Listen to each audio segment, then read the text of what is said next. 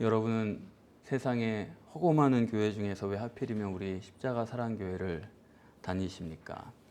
분명한 이유가 있어야 됩니다. 우리의 인생은 어물쩡 그렇게 지낼 수 있는 게 아니잖아요. 제가 생각할 때 우리 교회에 특별한 이유라면, 제가 우리 교회를 다니는 이유라면 저는 이런 것 같아요. 우리 교회는 가치관이 전혀 다릅니다. 세상에 많은 교회는 단일체 가치관이에요. 오늘 처음 오신 분들은 단일체 가치관 그러면 그게 뭔가 싶으실 텐데, 단일체 가치관이라는 거는 전부를 육체로 본다라는 의미입니다. 그래서 하나님도 단일체로 봐요. 하나님도 육체로 봅니다. 우리는 아니에요. 우리는 하나님이 단일체가 아니에요. 하나님은 이중체라고 우리는 부릅니다. 그건 뭐냐면 겉에는 마리아의 육체를 빌었습니다. 그리고 그 속에 성령이 오신 것입니다. 그래서 세상의 많은 교회들은 말은 하나님이 영이시라고 하면서 동시에 아무렇지도 않게 또 육체다 그렇게 바꿔놓은 거예요. 왜냐하면 그들에게는 우리 모두가 다 그렇죠. 눈에 보이는 게 전부니까요. 육체만 실제로 다가오기 때문에 하나님이 영이시란 것을 받아들이기가 힘듭니다. 그래서 육체 그대로가 하나님인 것처럼 그렇게 생각하고 싶은 거예요. 그러니까 내가 생각하고 싶은 거에 맞추려는 것이죠. 그래서 예수님 그림도 보면은 다 그렇게 항상 건장한 키가 큰 잘생긴 남자로 그려놓은 것을 우리가 볼 수 있습니다. 하지만 성경에는 보이는 육체는 메시아 같지가 않다라는 게 성경의 증거입니다. 뭐라고 그러냐면 연한 싹 같다. 아주 연약한 그런 모습이고 또 흠모할 만한 것이 하나도 보이지 않는다. 그런 외모라는 거예요. 그래서 태어날 때도 베들레헴 외양간 구유에서 태어난 거고, 그리고 말 못하는 그냥 아기고, 아마 제 생각에는 예수님은 출생했을 때도 체중 미달이었을 거라고 저는 봅니다. 제가 성지순례 가보니까 예루살렘성 입성하실 때 그 언덕을 오르락 내리락 제가 해봤거든요.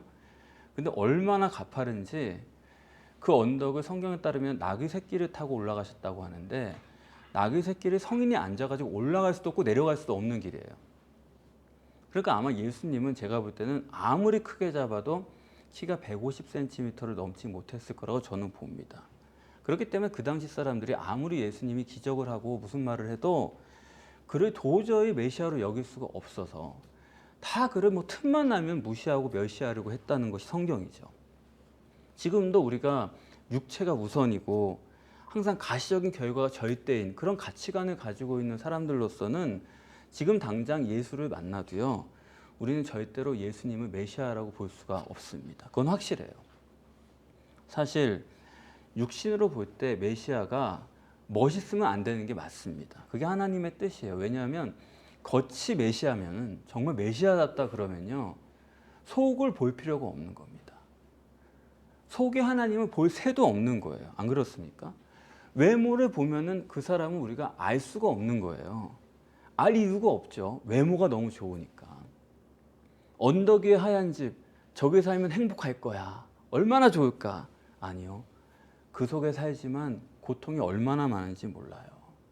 우리가 이렇게 남의 표면적인 사정도 알기가 어려운 건데 하물며 우리 인간 속에 들어있는 영을 어떻게 알겠습니까? 그걸 어떻게 우리가 감지할 수 있겠습니까? 그래서 세상은 어쩔 수 없이 보이는 게 다예요. 단일체 가치관, 보이는 육체만으로 판단하는 게 세상의 가치관일 수밖에 없다라는 것입니다. 그래서 우리가 교회에서 복음을 전한다는 게 뭐냐면요, 우리 교회 복음은요, 그냥 복음 전한다 그런 게 아니에요. 결과가 과정을 다 말해주지 못하거든요. 결과만 보고 원인은 생각지 않는 이 세상의 가치관을 뒤바꾸는 문제가 우리 교회 복음이기 때문에, 그래서 우리 복음이란 거는 네가 교회 다니냐 안 다니냐 그런 정도의 문제가 아닌 것입니다. 사람들은 절대로 보이는 게 전부거든요. 그래서 예수님께서도 자기 안에 있는 성령을 감지하시기 전에는 예수님도 보이는 게 절대니까 자연인으로서 자기 육체를 가꾸고 그렇게 하면서 살아가신 거예요. 그때가 나사렛에서 사실 때죠. 30세까지. 그때는 자기도 먹고 살아야 되고 뭐 해야 될 일이 많죠. 가족도 돌봐야 되고. 그러니까 온통 육체를 위한 일에만 몰입을 하신 겁니다. 그러다가 성령을 받으시고 성령을 감지하고 공생애를 시작하시니까 그때 곧장 나사렛 사람들이 뭐라 그래요? 저게 무슨 쓸데없는 짓을 하고 있냐? 아, 저거 우리가 쭉 봐왔는데 30년 동안 목수인데 지가 뭐 갑자기 나타나가지고 하나님 나라 그런 얘기 왜 하냐 배척하잖아요. 마을 사람만 그런 게 아니고 그 어머니 마리아도 그랬잖아요. 예수님 찾아와갖고 예수님 설교하시는데 밖에서 부르잖아요. 애미 왔다. 아니 설교 중인데 나오라는 거예요. 그러니까 도대체 예수를 메시아로 믿는 사람의 태도가 맞습니까? 아니 천사의 계시를 받아가지고 청녀로 잉태했어도 30년 동안 보니까 이거는 메시아 아니거든요. 그냥 목수 아들이지. 키 작은 아이지. 그러니까 이거는 그냥 업신여고도 그렇게 업신여기는 게 없어요. 그렇지 않습니까?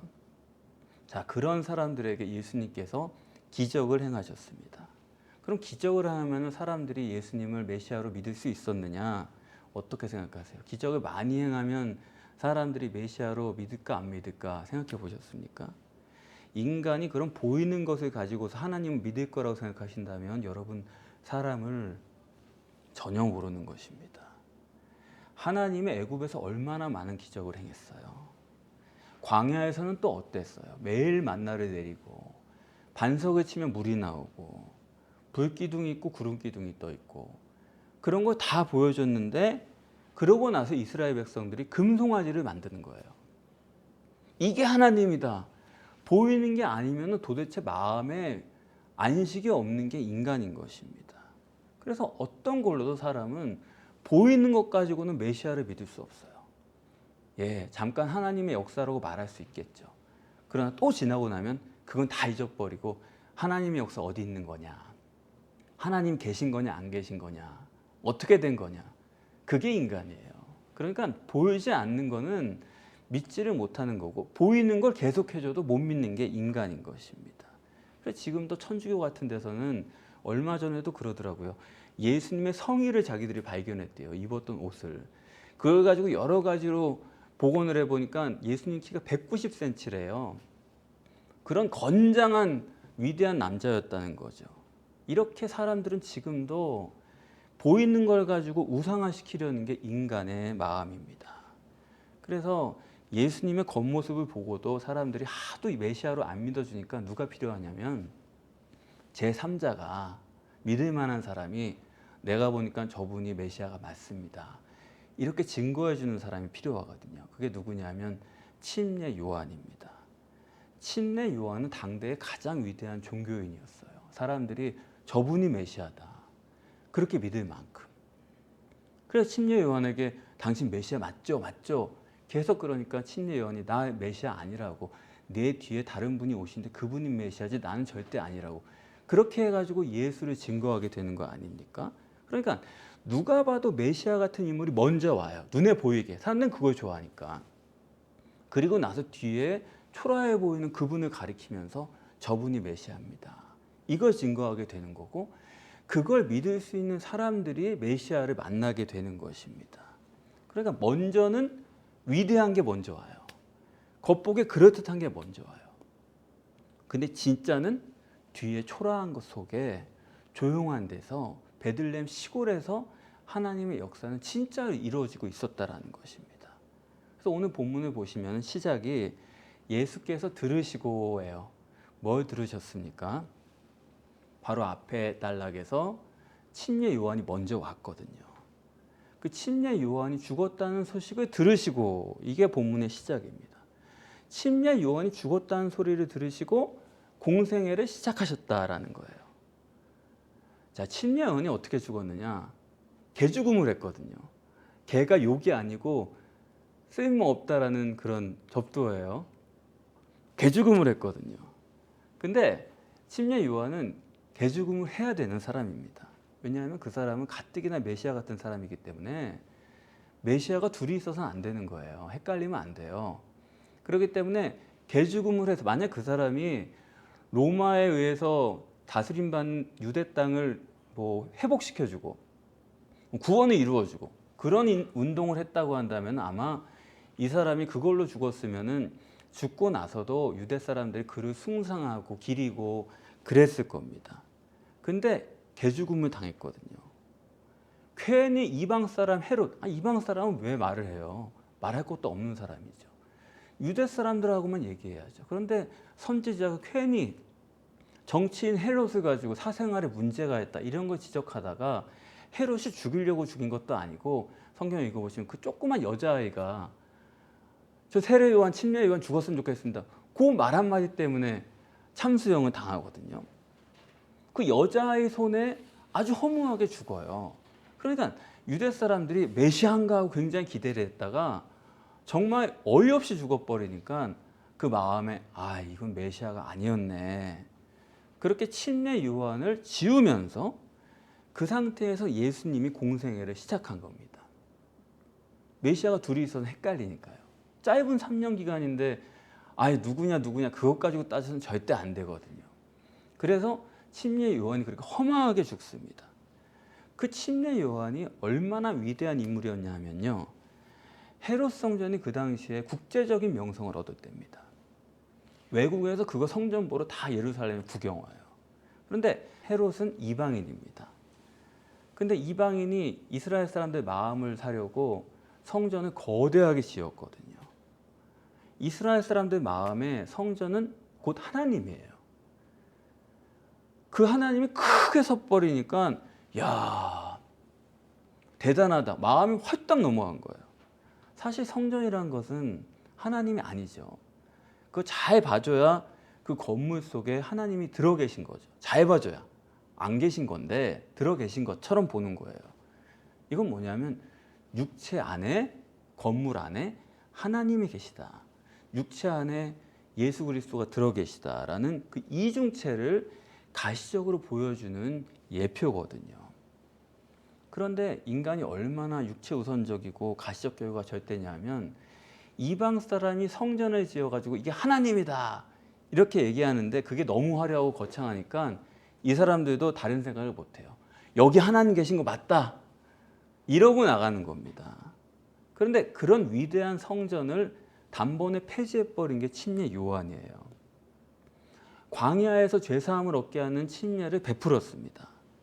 유대인들은 항상 성전 가서 죄사함을 얻을 수 있다고 생각했거든요. 거기밖에 없어요. 근데 침례 요한이 나한테 오면 죄사함 해준다 그랬거든요. 그러니까 그만큼 아주 성전을 아주 폐지해버린 거예요. 자기 말 한마디로. 그만큼 침례 요한은 여자가 낳은 자 중에 더 위대한 자가 없다 할 정도로 유대인들이 우상으로 섬기는 성전보다도 위대한 그런 인물이었습니다. 메시아 같은 사람인 거죠. 그런 침례 요한이 허망하게 죽어버리니까. 그런데 문제는요. 예수님도 그렇게 죽었어요. 그건 뭐냐면 예수님도 마찬가지예요. 예수님이 십자가에 죽은 것은 육체를 하나님으로 여기는 것을 폐지해버린 겁니다. 그런 중요한 의미가 있는 거예요. 육체는 내 보이는 모습도 이것도 우상이고 이건 하나님이 아니다. 그래서 죽어버린 거예요. 그것도 강도와 함께. 육체는 아무것도 아니라는 거죠.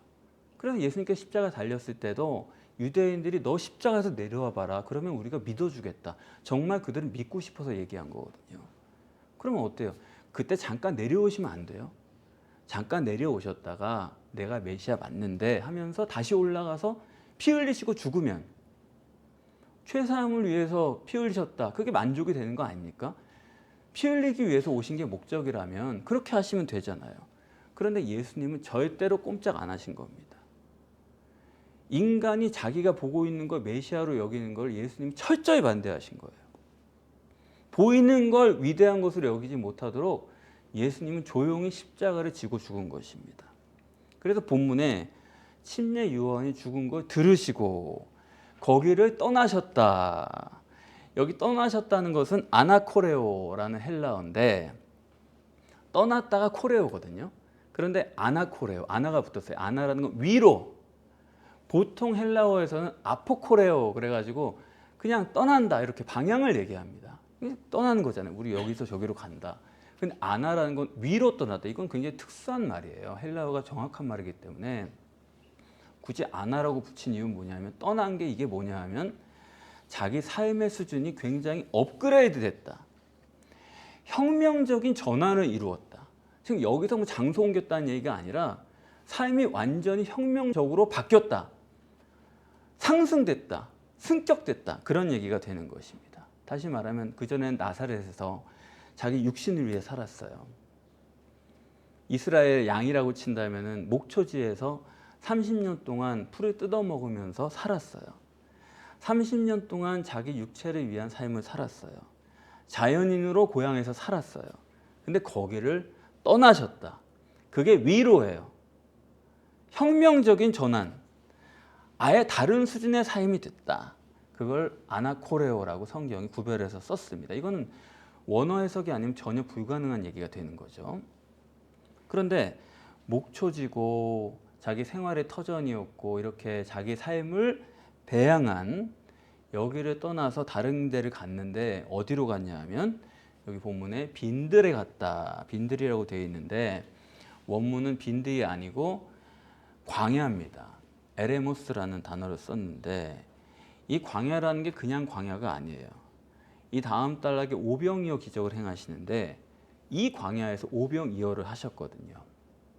그런데 그냥 오병이어를 하신 게 아니고 사람들더러 50명씩 앉아라 100명씩 앉아라 그렇게 따로 앉히셨어요. 이 50명씩 100명씩 앉힌 게 뭐냐면 교회입니다. 교회를 광야에서 시작하셨다라는 거예요. 목초지를 떠나서 자기 육신의 삶을 배양했던 그런 생활의 터전을 떠나서 그 다음에 목초지로 간 게 업그레이드가 아니고 목초지를 떠나서 사람들이 많이 사는 성에 간 게 아니고 광야에 갔다. 이게 혁명적인 전환이라는 것입니다. 공생의 사역을 하시려면 어때요? 그래요. 저 같으면 사람 많은 데 가겠어요. 거기 가서 북적북적한 데서 한 말씀이라도 더 전할 것 같아요. 도시로 갈 것 같아요. 그런데 예수님은 아니에요.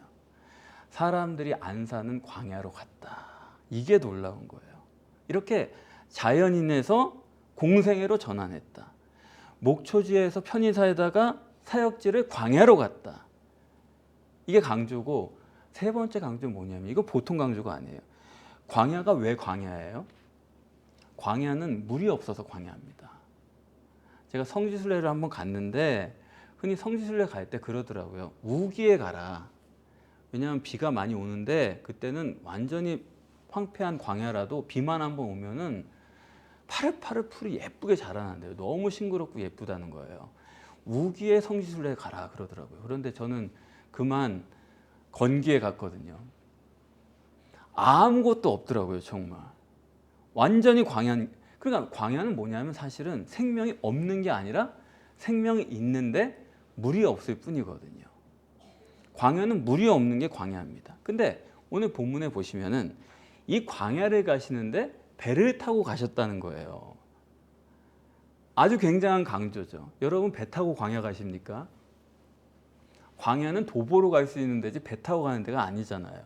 근데 배를 타고 갔다고 떡하니 써놓은 거예요. 그럼 뭡니까? 물이죠.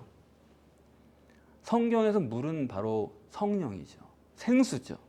그러니까 주님의 공생의 사역이라는 것은 광야 사역이고 광야 사역이라는 것은 성령의 역사로 하신 거다. 그냥 물이라고 안 하고 배를 탔다는 건 성령을 타고 왔다는 얘기죠.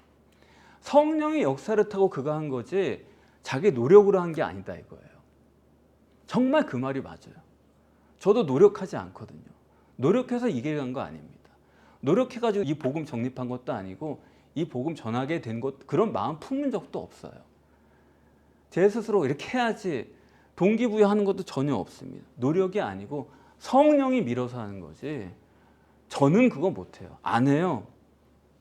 그래서 여러분들이 이 본문이 한 절이지만은 이 본문을 잘못 이해하시면 이걸 모르시면은 교회를 전혀 모르시는 거고 아니 사람이 교회를 모르면은 그 신앙생활은 전부 다 틀려지는 겁니다. 그렇지 않습니까? 교회가 뭔지 교회 상 이걸 분명하게 정립하고 그리고 새해를 맞이하는 거죠. 결국 우리가 교회와 함께 주님과 함께 가는 인생이잖아요. 그러니까 이게 바로 돼야 되겠죠. 이 한 절이 너무 소중한 거예요. 그래서 예수님의 공생의 사역이라는 것은 광야 사역이고 광야 사역은 예수님의 의지로 한 게 아니고 성령으로 한 거고, 그 말은 뭐냐면 예수님은 전깃줄 같은 사역을 하셨다 그런 겁니다. 전기의 원동력은 성령에게 있는 거고, 예수님은 전깃줄이 되어서 성령의 역사를 흘려보내는 도구의 역할을 감당하신 것이 바로 예수님의 사역이다 하는 거예요. 그럼 예수님께서 왜 이 광야 사역을 하셨느냐? 예수님께서 자기 목초지인 편안한 고향을 떠나서 광야로 가신 것은, 그 이유는 성경을 이루기 위함인데 그 출애굽을 실제로 하기 위해서 이렇게 하신 것입니다. 이게 출애굽이에요. 이스라엘 백성들이 나일강 하류에 있는 비옥한 목초지에서 살았거든요. 애굽 전역에서 가장 비옥한 땅입니다. 최고의 옥토입니다. 거기서 그들이 노예 생활을 했어요. 근데 거기를 떠나서 죽음의 땅 광야로 들어갑니다. 그러니까 주님의 공생의 사역이란 것은 출애굽을 실제로 성취한 거예요. 그래서 광야 사역이란 것은 결국 죽은 사람을 살리러 가는 건데, 그럴 일이 아니면 예수님께서 못하러 가시겠습니까? 죽은 사람 살리는 건데 어떤 게 사는 거냐 그럴 때, 육이 죽고 영이 사는 거예요. 육이 죽으면 사람의 영이 살아납니다. 고센 땅은 육은 살았는데 영이 죽은 곳이에요. 이스라엘 사람들이 광야에 나가서도 밤낮 불평하잖아요. 옛날에 애굽에 살 때는 고센 땅이죠. 거기 살 때는 우리가 가마 옆에서 고기도 얻어먹고 주인이 구워가지고 좀 나눠주면 그것도 맛있게 먹고 그랬는데 여기는 고기가 하나도 없다고. 그러니까 옛날에 고센 땅이란 거는 몸으로는 부유하고 잘 먹고 잘 살던 데인데, 거긴 뭐예요? 노예죠. 자유는 뺏긴, 영은 죽어버린 그런 상태에서 이제 광야로 나왔다는 것은, 몸은 힘들지만 육체는 초라해졌지만 영은 살아나는, 그게 광야 교회입니다. 광야는 육은 죽고 영이 살아나는 곳이에요. 그래서 광야에 나온 이스라엘 백성들이 아마 이랬다면 너무 좋았겠죠. 나는 자유인이다. 나는 노예에서 하나님이 구원하신 자유인이다. 하나님이 나를 나라 삼으시고 백성 삼으시고 하나님의 사명을 주신 사명자다. 내가 여기서 죽어도 좋다. 고기 못 먹어도 좋다. 그랬다고 한다면 그거는 심령의 자유죠. 노예도 자유가 있는 것 같아요. 하지만 그건 주인이 안 볼 때 잠깐 자유가 있는 거지, 항상 주인에게 매여 있잖아요. 마음의 자유가 없어요. 그래서 이 사람들이 우리 노예에서 해방됐다. 이제는 누구 눈치 볼 것 없고 자유롭게 살아갈 수 있다. 이제 죽더라도 내가 애굽은 절대 안 간다. 여기서 죽으면 죽는 거고, 하나님이 하라고 하시면 하는 거고, 말라고 하시면 마는 거고, 이렇게 심령의 자유가 있었다고 한다면 그거야말로 구원이고 그거야말로 승리거든요.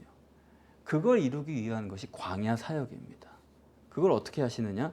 배를 타고서 물만 있으면 된다 이거예요. 생수로, 성령으로 하신다 이겁니다.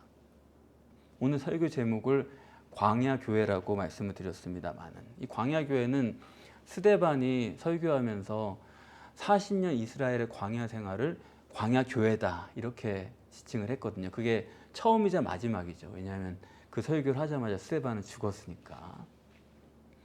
주님의 교회는 광야 교회다. 그 사람이 그러고 죽어버린 거거든요. 자, 광야 교회가 아니면 주님이 세우신 교회가 아닙니다. 간판 달았다고 교회가 아니에요. 광야 교회가 아니면, 육이 죽고 영이 사는 교회가 아니면 그건 주님이 세우신 교회가 아니에요. 삼박자 구원이다. 그거는 애굽 교회예요. 광야 교회가 아니에요. 육신은 살려주지만 영은 다 죽은 교회. 그건 애굽 교회예요. 자, 그러면서 오늘 본문에 따로라고 번역이 되어 있죠. 따로라고 되어 있는데 그건 따로가 아니에요. 원래 카타이디오스라는 말은 고유한, 주님의 광야 사역이라는 것은 주님만의 고유한 것이다. 다른 사람은 아무도 할 수 없는 그런 거다. 그렇죠? 육신을 살려놓는 방식은 여러 가지가 있어요. 육신을 살려놓는 목회는 여러 가지 방식이 있어요. 그러나 성령으로 임마누엘에서 우리의 영이 살아나는 그런 방식은 주님만이 하실 수 있는 방식이지 이건 일반 사람은 못하는 것입니다. 주님만의 고유한 사역이 광야 사역이다. 그리고 이것은 출애굽의 실제입니다. 고센 땅 목초지를 떠나서 광야로 갔다는 겁니다. 이것은 혁명적인 전환이어야 됩니다. 아나코레여야 됩니다.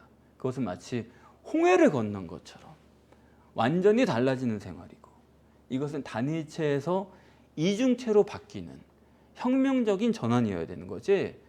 뭐 사람이 영이 있다는 거 나도 알아, 뭐 단일체 이중체 나도 말 알아, 그거 그런 정도 가지고 되는 게 아니에요. 완전히 가치관이 거기로 확 돌아가 버려야 되는 것입니다. 그러면서 오늘 본문 마지막에 무리가 광야로 걸어서 왔대요. 아니, 그 사람들이 광야 어딘 줄 알고 예수님에게 걸어와요. 뭡니까? 이거는 성령의 역사예요. 성령의 역사 없이는 절대로 광야교회에 예수님을 찾아갈 수가 없습니다. 그러나 여기 걸어왔다는 것은 뭡니까? 자기가 자원해서예요. 누가 설득하고 뭐 끌고 오고 그런 게 아니에요. 자원해서. 때가 되니까 가고 싶었어요. 나도 모르게 가고 싶었어요. 그런 마음이 생겼어요. 자원해서 왔다라는 겁니다. 출애굽할 때도 왜 유월절을 합니까? 유월절을 강제로 한 게 아니에요. 누구나 다 피를 바르고 이렇게 해라, 그게 아니에요. 믿음이 있는 사람만 자원해서 하라는 겁니다. 믿음이 있는 사람만 내가 하나님 말을 한번 믿어보겠다. 그동안에 내가 쭉 들어보고 하니까 하나님 말을 한번 따라보겠다. 그런 사람만 임방과 설주에 피를 바르는 선택을 한 거거든요. 자, 우리 교회 무슨 재미로 나오냐고요? 제가 생각해도 성도님들이 어려우실 것 같아요. 무슨 복 받는다는 얘기하는 것도 아니고 맨날 그냥 두드려 패기만 하는데 무슨 재미로 나오나. 아버지께서 이끌지 아니하시면 아무도 내게 올 자가 없느니라. 자원해서 자기가 원하는 자를 하나님께서는 맞이하시는 거거든요. 그래서 저는 목회를 하면서 편해요, 마음이 항상. 여러분들이 저를 걱정하지 저는 마음 편해요. 왜냐하면 하나님께서 이끌어 주시면 오는 거고, 그래서 이끌어 주시는 사람은 한 번이라도 저는 복음을 전합니다. 그 사람이 어떻게 될 거냐, 그 다음에 잘 믿냐 못 믿냐, 그것도 신경 쓰지 않아요. 보내주시면 한 번이라도 복음을 전하고, 또 실패하고 다시 돌아오면 또 전하고. 근데 하나님께서 이끄셔도 안 될 사람 같다 그러면 또 저는 아주 간단하게 잊어버리거든요. 그러니까 하나님께서 하시는 만큼 저도 하는 거니까, 전깃줄이니까 마음이 편한 거예요. 그리고 전 자유인이잖아요. 마음껏 할 수 있거든요. 광야에서 죽더라도 돌아가지는 않습니다. 그런 거거든요. 마음 편해요. 그래서 주님이 세우신 교회는 광야교회지 육신을 자랑하는 애굽교회가 아니다. 여러분 분명히 아셔야 됩니다. 광야교회는 성령이 내 속에 임마누엘에서 들어오시는 그런 교회예요. 그런데 임마누엘에서 성령이 들어오시면 그게 육신도 사는 길이에요. 그걸 우리가 믿어야 됩니다. 본문을 정립하면서 우리 십자가 사랑교회는 주님이 세우신 교회가 정말 맞구나. 주님이 세우시지 않고서는 광야교회가 될 수가 없습니다. 여러분, 그 많은 애굽교회를 놔두시고 여러분이 이만큼 자원해서 여러분이 여러분의 발로 걸어서 이렇게 이 자리에 참석하실 수 있는 것은 기적과 같은 은혜입니다. 하나님의 특별한 은혜입니다. 이 점을 꼭 생각하세요. 새해 주님이 선택하신 이 십자가 사랑교회에서 여러분 주님과 화합되셔서 이 땅에서도 승리하시고 영원한 천국까지 이르시는 크나큰 축복을 받으시기를 바랍니다. 기도하겠습니다.